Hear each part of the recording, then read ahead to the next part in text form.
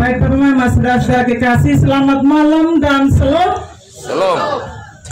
Yang mutakhir Bapak Pendeta Jemaat Kumadang bersama seluruh majelis jemaat yang hadir pada saat ini, yang terkasih keluarga besar Karoku dalam ini sebagai tamang, keluarga besar Lamboyan, keluarga besar Tupopu, dan semua yang hadir pada saat ini.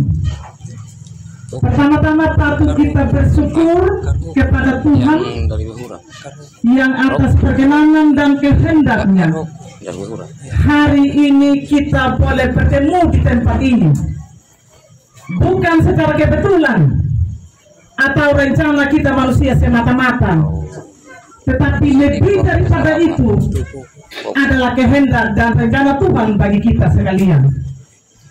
Nunam atau jadi karena dalam rapiau itu dapat atau laku ya ganap tu dengan dunia lila yang limongom tornaka dalam proses adat perkawinan na anak belut isto dengan Linda dalam adat malam hari ini dapat pelaku ya kata melumakan dimuri linongo atau bahaya atau angya nagini salah nama penunggu papakat lakung namuada perang menyakat Allah akan nama nadam lakung atau laku ya kayak dengar nah himuri na pembuat Tuhan. Oleh karena itu sekali lagi kami sangat mengharapkan kepada kita semua untuk kita tenang. Baik Mama, kita akan masuk dalam ibadah syukur pada malam hari ini, dan ibadah kita dipimpin langsung oleh Yang Mutakhir Bapak Pendeta Jemaat Kumadang. Waktu kami berikan. Terima kasih Ibu Injil. Selamat malam, salam. Saudara-saudaraku yang saya kasihi dalam Tuhan Yesus Kristus, mari kita satu hati untuk kita menghadap Tuhan, bersama-sama beribadah, bersama-sama kita puji Tuhan, bersama-sama kita bersyukur, bersama-sama kita akan mendengar suara Tuhan lewat firman Tuhan. Mari kita memulai ibadah syukur ini dengan kita bersama-sama memuji Tuhan dari Kidung Jemaat 393 bait yang pertama. Tuhan, betapa banyaknya berkat yang Kau beri, teristimewa rahmat-Mu dan hidup abadi. Terima kasih ya Tuhanku atas keselamatanku. Padaku telah Kau beri hidup bahagia abadi. Tuhan, betapa banyaknya, dan kata-kata selanjutnya. Tuhan, betapa banyaknya berkat yang Kau beri, teristimewa rahmat-Mu dan hidup abadi. Terima kasih ya Tuhanku atas keselamatanku. Padaku telah Kau beri hidup bahagia abadi.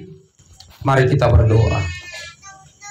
Sungguh betapa banyaknya berkat yang Tuhan beri dalam hidup kami.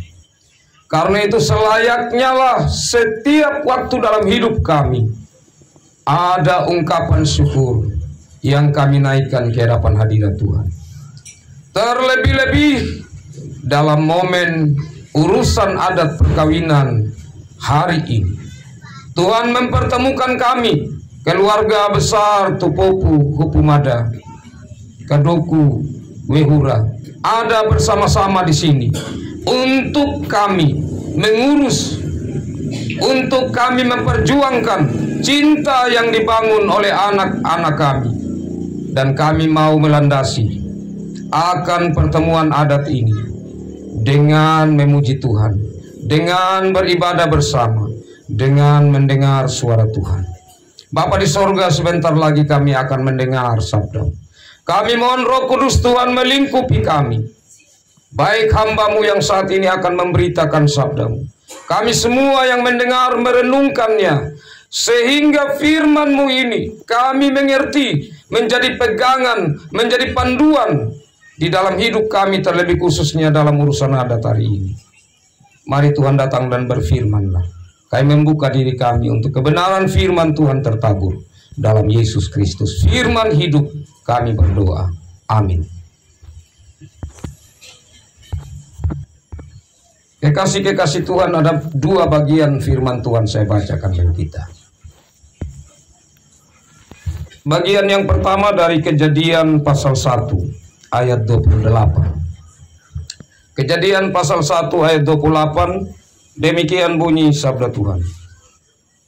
Allah memberkati mereka, lalu Allah berfirman kepada mereka, beranak cuculah dan bertambah banyak, penuhilah bumi dan taklukkanlah itu, berkuasalah atas ikan-ikan di laut dan burung-burung di udara, dan atas segala binatang yang merayap di bumi. Bagian bacaan yang kedua dari Yohanes pasal 2 ayat 1 sampai 11. Injil Yohanes pasal 2 ayat 1 sampai 11, perkawinan di Kana. Pada hari ketiga ada perkawinan di Kana yang di Galilea, dan ibu Yesus ada di situ. Yesus dan murid-muridnya diundang juga ke perkawinan itu. Ketika mereka kekurangan anggur, ibu Yesus berkata kepadanya, mereka kehabisan anggur. Kata Yesus kepadanya, mau apakah engkau daripadaku, ibu? Saatku belum tiba. Tetapi ibu Yesus berkata kepada pelayan-pelayan, apa yang dikatakan kepadamu, buatlah itu. Di situ ada 6 tempayan yang disediakan untuk pembasuhan menurut adat orang Yahudi, masing-masing isinya 2-3 buyung. Yesus berkata kepada pelayan-pelayan itu, isilah tempayan-tempayan itu penuh dengan air, dan mereka pun mengisinya sampai penuh. Lalu kata Yesus kepada mereka, sekarang cedoklah dan bawalah kepada pemimpin pesta.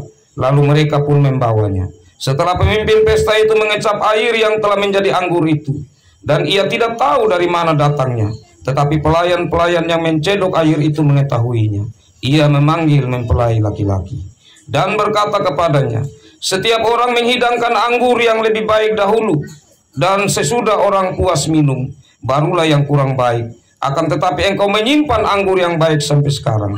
Hal itu dibuat Yesus di Kana yang di Galilea sebagai yang pertama dari tanda-tandanya, dan dengan itu ia telah menyatakan kemuliaannya, dan murid-muridnya percaya kepadanya. Demikian bagian sabda Tuhan. Berbahagialah saya dan saudara yang selalu rindu untuk mendengar sabda Tuhan, bahkan membaca merenungkan firman Tuhan dan melakukan dalam hidup kita. Shalom. Shalom. Saudara-saudara yang kekasih dalam Tuhan Yesus Kristus, bagian bacaan firman Tuhan yang pertama tadi ini mengingatkan saya dan saudara saat penciptaan, khususnya saat Tuhan menciptakan manusia. Kita ingat bahwa Tuhan bilang begini pada dirinya sendiri, marilah kita menciptakan manusia menurut gambar dan rupa kita. Artinya di sini Tuhan memberi sifat-sifatnya kepada manusia. Meskipun tentu Tuhan pencipta, manusia yang dicipta.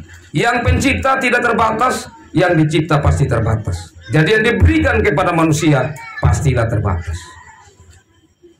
Tapi kekasih-kekasih Tuhan, sifat-sifat itu penting karena itu akan menggerakkan bagaimana manusia hidup dan berkarya di bumi ini. Dan dalam sifat-sifat Allah itu salah satunya adalah cinta. Itu sifat Allah. Allah berikan kepada manusia. Hal yang kedua, kekasih-kekasih Tuhan, setelah Allah memberi manusia itu sifatnya, kemudian setelah Hawa ada mendampingi Adam, maka Allah memberkati mereka. Kalau kita perhatikan berkatnya di sini, pertama berkat untuk berkeluarga. Mereka akan menjadi satu keluarga yang nanti akan terus punya keturunan. Berarti bahwa berumah tangga itu adalah hal yang diberkati Tuhan, yang diperkenankan Tuhan, yang dianugerahkan Tuhan kepada manusia sebelum manusia jatuh dalam dosa. Jadi berumah tangga itu bukan karena akibat dosa, tetapi itu memang anugerah Allah. Itu catatan penting. Hal yang berikut, kekasih-kekasih Tuhan. Kalau dalam bagian bacaan firman Tuhan tadi, Allah bahkan memberkati manusia dan memberikan kuasa. Kuasailah, atau saya berikan kamu kuasa untuk menguasai apa yang ada di udara. Dalam hal ini burung-burung yang di udara, dan apa yang merayap di bumi, binatang-binatang. Itu dikatakan seperti itu. Tumbuh-tumbuhan, itu semua dikuasai. Dalam hal ini apa? Allah memberikan kepada manusia kuasa, maka manusia harus mempertanggungjawabkan segala sesuatu kembali kepada Tuhan. Kekasih-kekasih Tuhan, Tuhan menciptakan kita secara luar biasa, dan Tuhan memberikan kepada kita kuasa. Karena itu dalam banyak hal hidup ini, maka banyak hal kita merasa kita melakukan itu sebagai manusia. Tapi sebagai orang beriman, kita percaya tidak terlepas dari Tuhan. Pertama, Tuhan memberikan kita hikmat. Itu salah satu sifat Allah. Akal budi. Untuk apa? Untuk kita merancangkan sesuatu dalam hidup ini, untuk menata hidup agar hidup berjalan dengan baik. Karena itulah maka adanya yang kita sebut sebagai adat istiadat, termasuk adat perkawinan seperti ini. Kita bersyukur. Tetapi kekasih-kekasih Tuhan, itu merupakan wahyu umum. Kenapa? Karena manusia yang sudah jatuh ke dalam dosa, segala sesuatu yang dia buat tidak mungkin sempurna. Karena itu apa yang kita lakukan termasuk dalam adat istiadat, maka kita perlu mengoreksinya. Mengoreksi dan terus mengoreksi, memperbaiki. Karena itu adat dia kadang tidak statis, tetapi dia dinamis. Sesuai dengan perkembangan zaman, maka dia sedikit ada perubahan-perubahan. Tetapi di sisi yang lain, dan ini yang paling penting sebenarnya, karena kita diberikan sebagian kecil dari sifat Allah, apalagi sudah jatuh dalam dosa, maka kita perlu untuk ada wahyu khusus. Dalam hal ini, Alkitab. Alkitab menjadi dasar kita. Dalam Alkitab, Allah membicarakan isi hatinya, dan kita dapat mengetahui isi hati Allah. Allah yang adalah kasih, kita dapat mengetahuinya dalam Alkitab. Karena apa? Karena Allah sudah turun ke dalam dunia lewat Yesus Kristus yang adalah kasih itu, untuk menyatakan kasih Allah itu. Dan lewat Alkitab kita belajar tentang kasih yang sesungguhnya. Itulah yang menjadi dasar kita. Pertama, kenapa kita bersyukur dalam peristiwa adat perkawinan seperti ini? Karena Tuhan yang melimpahkan kita hikmat dan pengertian. Yang kedua, kekasih-kekasih Tuhan, Tuhan tadi memberikan kita kuasa dalam firman Tuhan. Maka segala sesuatu yang kita dapatkan dalam dunia ini, saya percaya tidak ada yang kita ambil dari yang tidak ada. Sekali lagi, tidak ada yang kita ambil dari yang tidak ada. Karena dalam adat ini ada begitu banyak hal yang harus dipertaruhkan. Karena kasih dia beriringan dengan pengorbanan. Dalam pengorbanan ini salah satunya materi. Dan berhubungan dengan materi, tidak ada yang kita ambil dari yang tidak kelihatan. Ini berhubungan dengan adat. Jadi termasuk simbol-simbol. Ya. Selain dari hewan, simbol-simbol yang ada kan dalam adat itu, ada kain sarung. Itu simbol perempuan. Karena laki-laki di Sumba mungkin hampir tidak ada yang tenun. Parang itu simbol laki-laki, karena memang perempuan ya hanya sekarang-sekarang saja baru banyak yang juga bisa untuk potong kayu untuk cari rumput kuda atau kerbau. Tapi sebenarnya ini simbol ya, tentang gender, tentang laki-laki dan perempuan. Ini semua diambil dari mana? Ya diambil dari alam. Diambil yang sudah Tuhan buat. Kalau begitu, kenapa kita harus melandasi ini semua dengan ungkapan syukur? Karena memang Tuhan sudah anugerahkan untuk bagaimana kita menata hidup ini dengan apa yang ada yang Tuhan sudah ciptakan dalam hidup kita, yang kepadanya Tuhan berikan kita kuasa. Kalau begitu, benarlah kalau kita sekarang datang bersyukur kepada Tuhan. Karena segala apa yang kita upayakan sampai saat ini, kita kembalikan kepada Tuhan yang memberi kita kuasa untuk kita mengatur, untuk kita mengadakannya. Hal yang berikut bacaan yang kedua, kekasih-kekasih Tuhan. Ini menarik. Jadi saat Yesus pergi ke pesta perkawinan, ya, waktu itu kan belum ada pernikahan.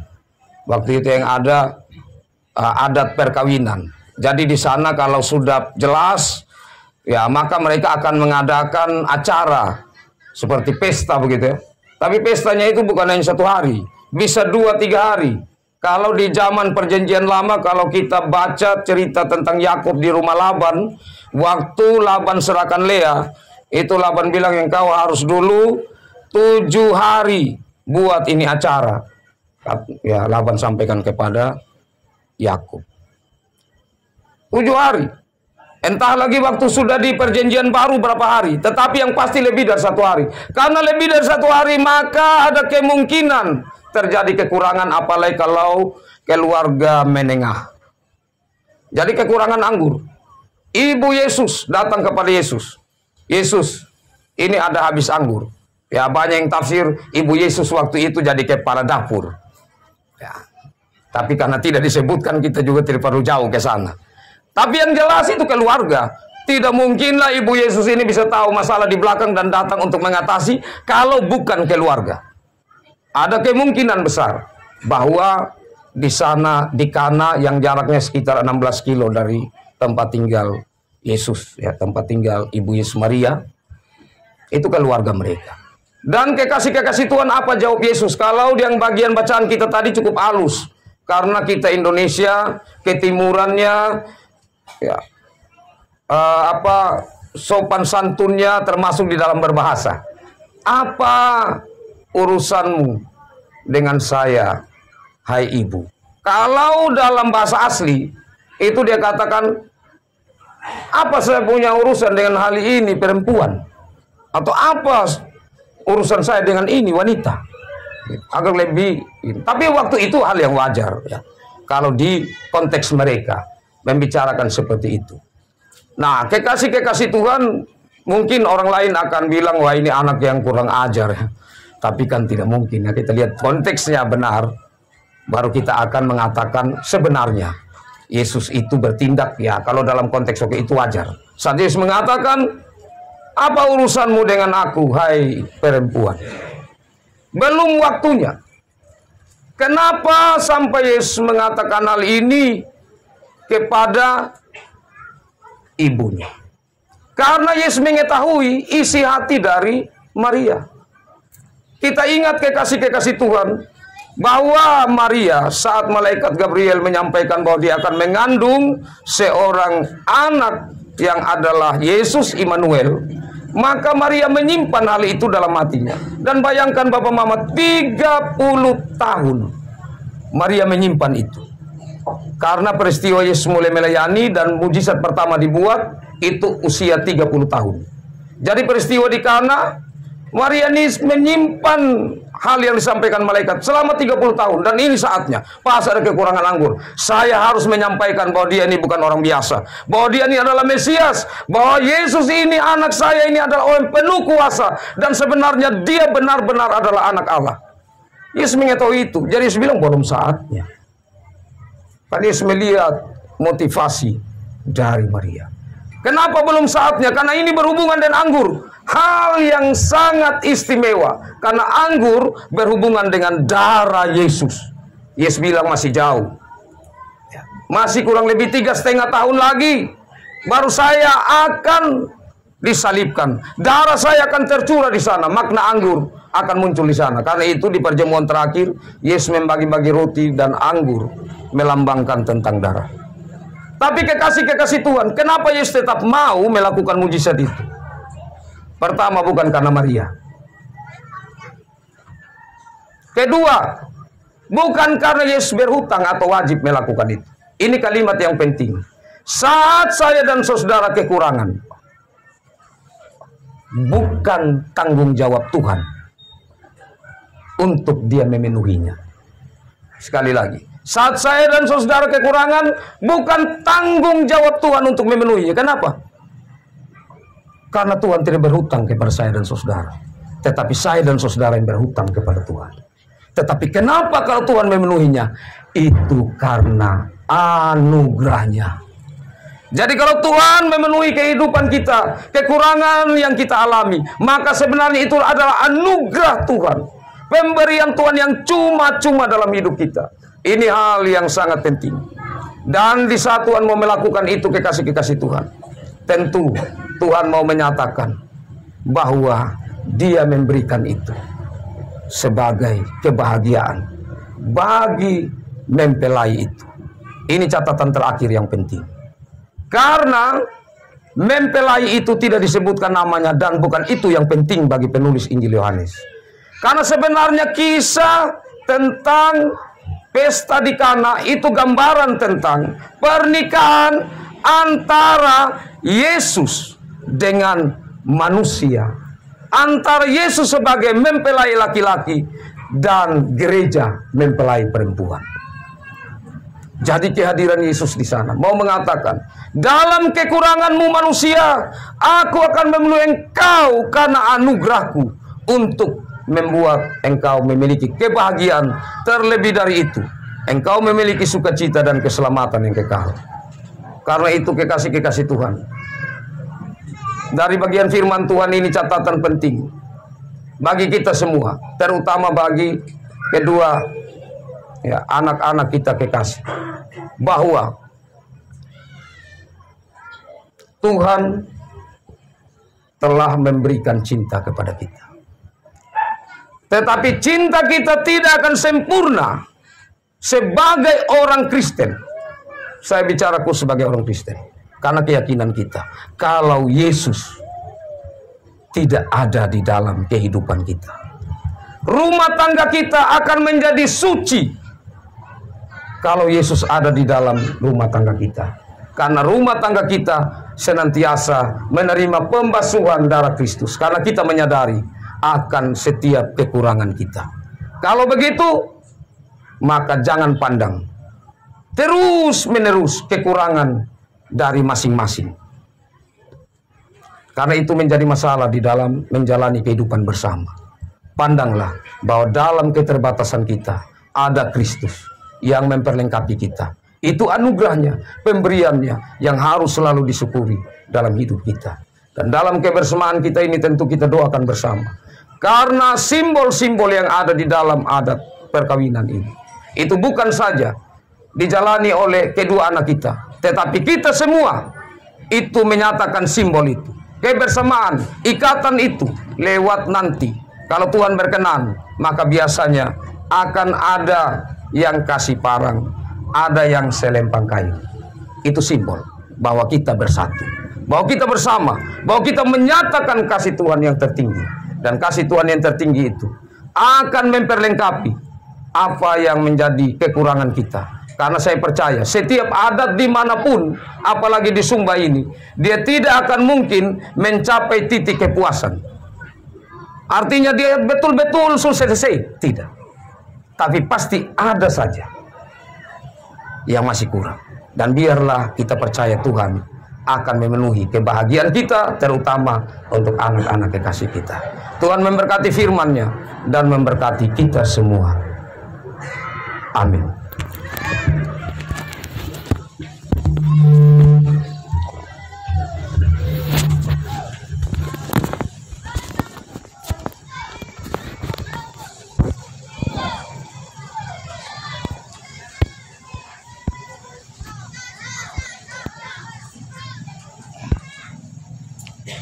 Kekasih-kekasih Tuhan, saya ajak kita menyanyi Kidung Jemaat 417.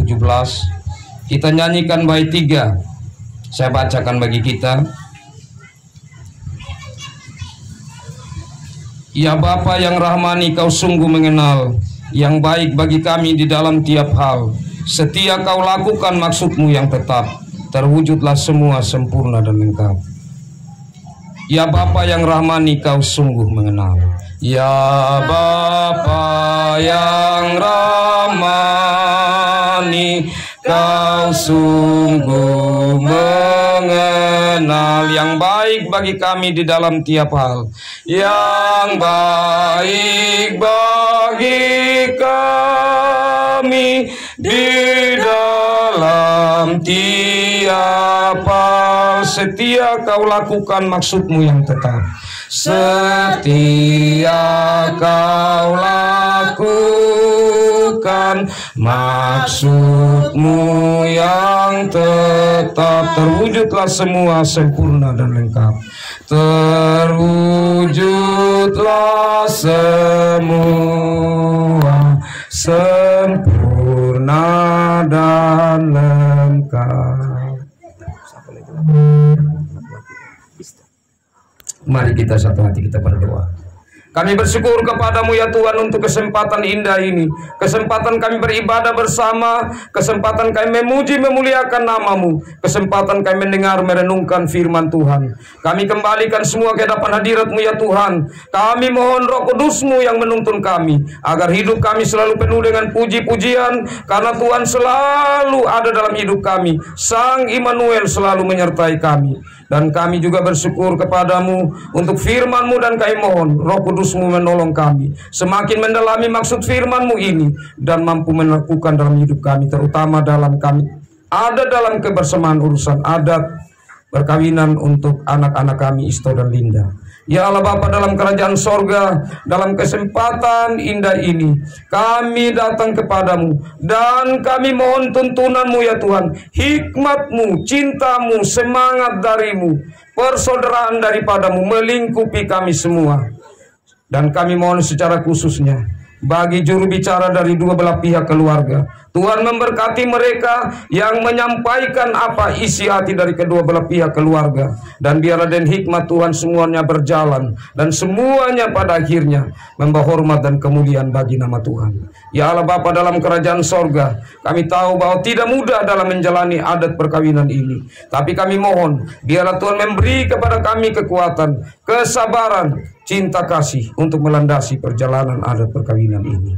Ya Allah Bapa dalam kerajaan sorga, dalam kesempatan ini keluarga menyatakan ungkapan syukur mereka. Kedua belah pihak keluarga meyakini bahwa semua yang mereka lakukan tidak terlepas dari campur tangan Tuhan, dari anugerah Tuhan dalam hidup mereka. Sampai pada malam hari ini bahkan mereka mempertaruhkan lewat persembahan ini untuk kegiatan ke depannya. Dan kami mohon Tuhan berkati persembahan ini menjadi berkat bagi syukur dan harapan keluarga, menjadi berkat bagi pekerjaan pelayanan Tuhan. Ini kami Tuhan, ini hidup kami, ini harapan kami dan syukur kami. Dalam Yesus Kristus kami berdoa. Amin. Demikian ibadah syukur ini. Terima kasih Bapak Mama semua, Tuhan Yesus memberkati. Shalom.